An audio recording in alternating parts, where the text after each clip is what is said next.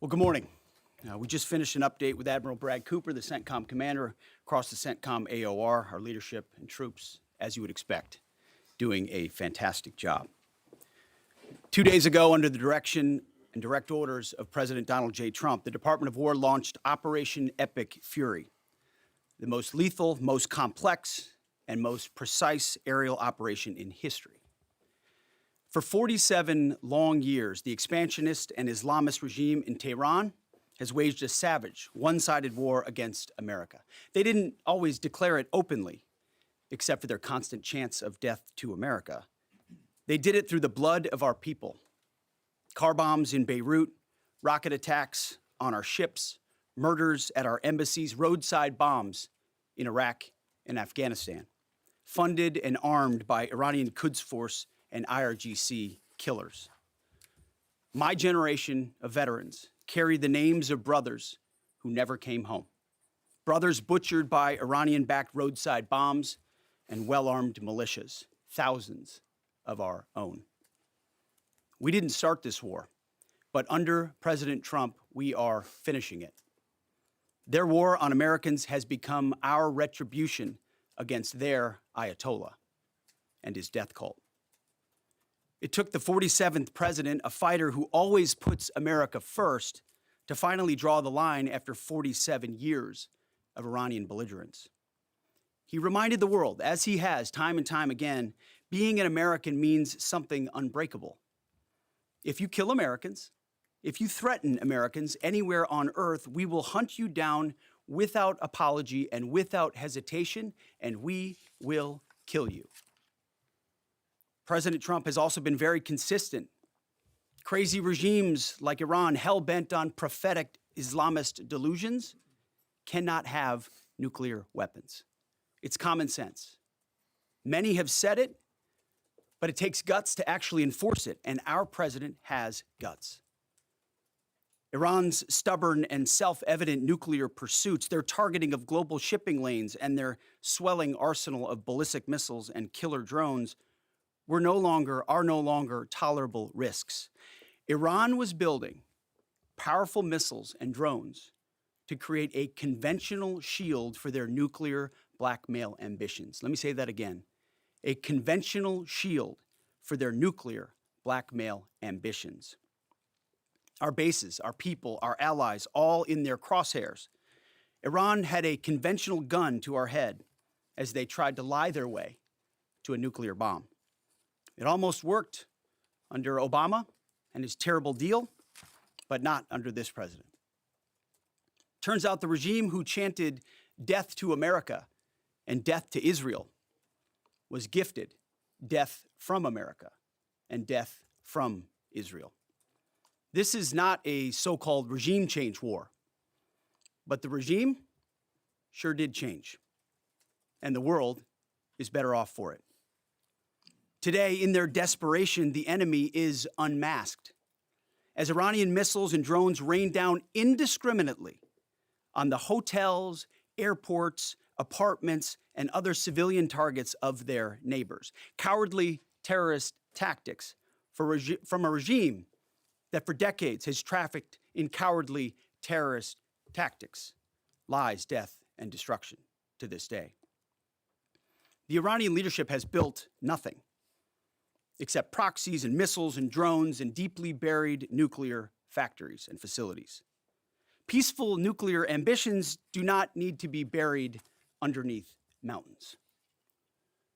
Last June, Operation Midnight Hammer obliterated their nuclear program to rubble. Afterward, we told them plainly, that's it, now make a deal. They arrogantly refused. We said, rebuild it, and we'll stop you again, this time far worse. Well, President Trump, Secretary Rubio, Steve Witkoff, Jared Kushner, they bent over backwards for real diplomacy, offering pathway after pathway to peace. I watched it. I was there. They tried over and over and over again earnest attempts at peace. The former regime had every chance to make a peaceful and sensible deal. But Tehran was not negotiating. They were stalling, buying time to reload their missile stockpiles and restart their nuclear ambitions. Their goal, hold us hostage threatening to strike our forces. Well, President Trump doesn't play those games.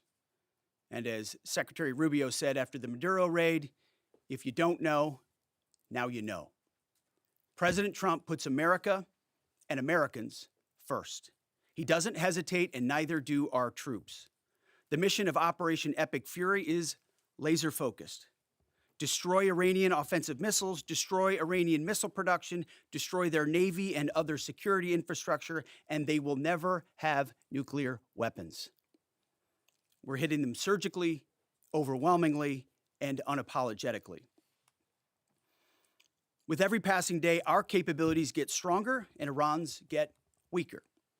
We set the terms of this war, from start to finish. Our ambitions are not utopian. They are realistic, scoped to our interests and the defense of our people and our allies. Speaking of people, we hope the Iranian people take advantage of this incredible opportunity. President Trump has been clear, now is your time. To Iranian security forces, choose wisely. President Trump has also been clear about your fate in either direction. To the media outlets and political left screaming endless wars, stop. This is not Iraq. This is not endless. I was there for both. Our generation knows better, and so does this president. He called the last 20 years of nation-building wars dumb, and he's right. This is the opposite. This operation is a clear, devastating, decisive mission. Destroy the missile threat, destroy the Navy, no nukes. Israel has clear missions as well, for which we are grateful. Capable partners, as we've said since the beginning, capable partners are good partners. Unlike so many of our traditional allies who wring their hands and clutch their pearls, hemming and hawing about the use of force. America, regardless of what so-called international institutions say, is unleashing the most lethal and precise air power campaign in history. B-2s, fighters, drones, missiles, and of course, classified effects. All on our terms, with maximum authorities. No stupid rules of engagement, no nation-building quagmire, no democracy-building exercise, no politically correct wars.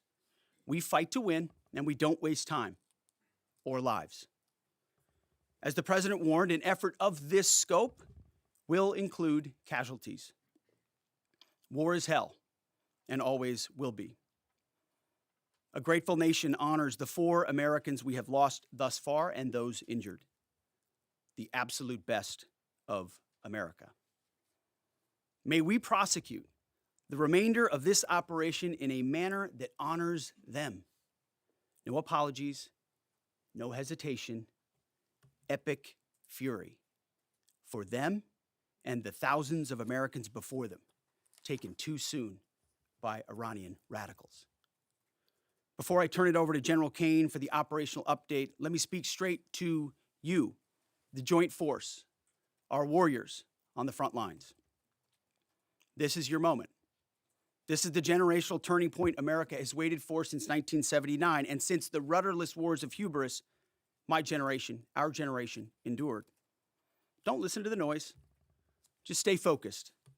Our commander-in-chief is steady at the wheel. We face a determined enemy, but you are better.